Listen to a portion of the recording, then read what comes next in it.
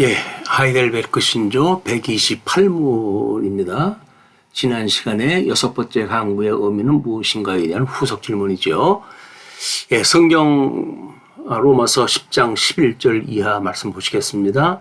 성경에 이르되 누구든지 그를 믿는 자는 부끄러움을 당하지 아니하리라 하니 유대인이나 헬라인이나 차별이 없음이라 한 분이신 주께서 모든 사람의 주가 되사 그를 부르는 모든 사람에게 부여하시도다.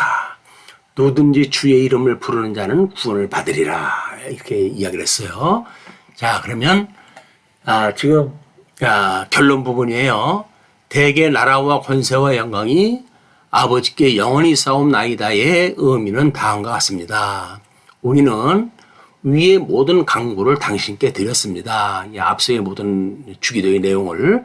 그리고 당신이 우리의 전능하신 왕이시기 때문에 모든 선한 것을 우리에게 주기를 원하시고 또한 주실 수 있기 때문입니다.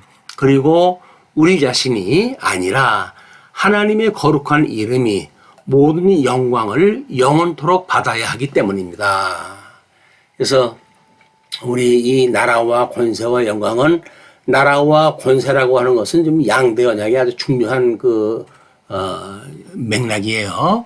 그래서 제사장 나라와 거룩한 백성을 삼으시겠다라고 했던, 또는 그의 나라와 그의 의를 구하라고 했던, 또는 창세기에서는 복을 주시며 가라사대 생육하고 번성하고 땅에 충만하라 라고 했던 나라에 대한 이야기나 다 같은 맥락입니다.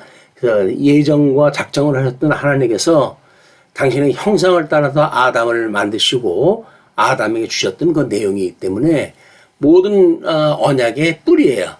이것이 지금 요한계시록에 이르기까지 다 이루어지는 역사를 우리한테 보여주시고 계시기 때문에 그걸 우리가 지금 고백을 했다 하는 거다. 그런 그 이야기죠.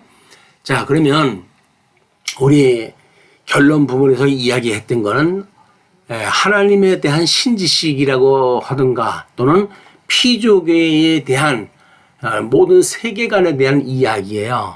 하나님께서 지금 이것을 영원하신 하나님이 계시를 갖다 하셨기 때문에 이 계시하셨던 하나님이 어떠한 분인가와 또 계시되어진 세계가 어떠한지에 대한 이 두 가지를 내재적으로 초월한 이런 세계관을 가지고 잘 묵상하는 것이 매우 필요합니다. 왜냐하면 하나님의 이 절대 이 주권만을 이야기하게 되면 영광 선포라고 하는 그 목적만을 이야기하게 되어지는데 피조물들이 어떻게 해야 되는지에 대한 내재적인 게 빠져버리고 말아요.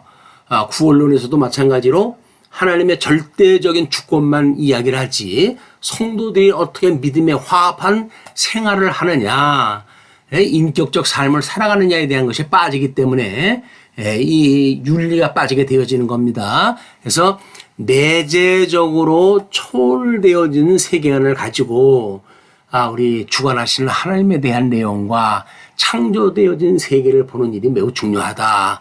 기도할 적에도 피조계의 이런 변화무쌍한 것만 구하는 일은 이것이 하나님의 선하신 뜻이 무엇인가를 분별하는 본래의 기도에 이게 합당치는 않은 거예요.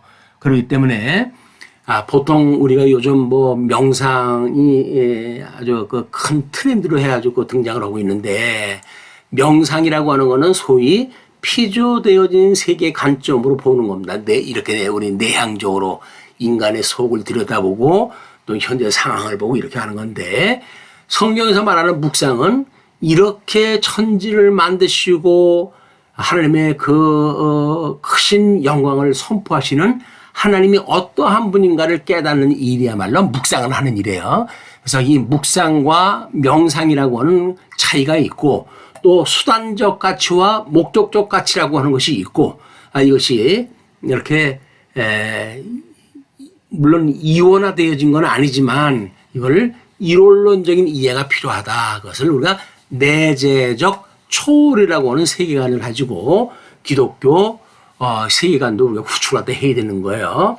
이렇게 했을 때 우리는 참 실존하시는 영원하신 하나님을 우리가 깨달을 수가 있고, 또 우리가 인식할 수 있는 성령 하나님의 사역도 깨달을 수가 있고, 또 절대 가치인 성자 예수 그리스도의 지체로서의 거룩에 이르는 사랑을 통해 가지고 살아가는 성도의 삶을 볼 수가 있는 겁니다.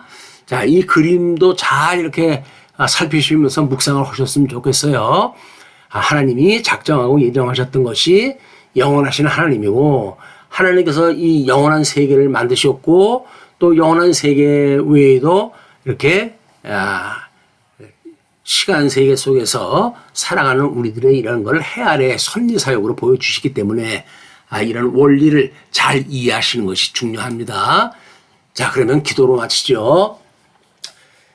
하늘에 계신 우리 아버지여, 이름이 거룩히 여김을 받으시오며 나라가 임하시오며 뜻이 하늘에서 이루어진 것 같이 땅에서도 이루어지이다.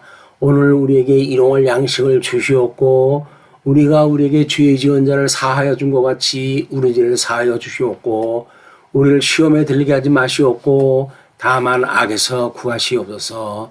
나라와 권세와 영광이 아버지께 영원히 싸움나이다. 아멘.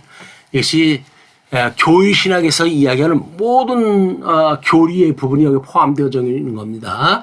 크게는 이 삼위일체 하나님에 대한 내용과 또는 사도신경에 이야기하는 믿음의 내용들이 다 포함되어져 있는 거기 때문에 다른 걸로 해가지고 기도하시기보다는 주님 가르치신 기도로 해가지고 하나님의 선하신 뜻이 무엇인가를 분별하는 일이 매우 중요하다.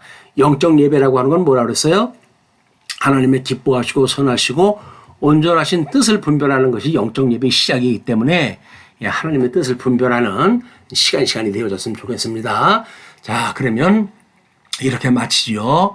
주 예수 그리스도의 은혜와 하나님의 사랑과 성령의 교통하심이 이 말씀을 듣는 모든 성도들과 함께 있을지어다. 아멘.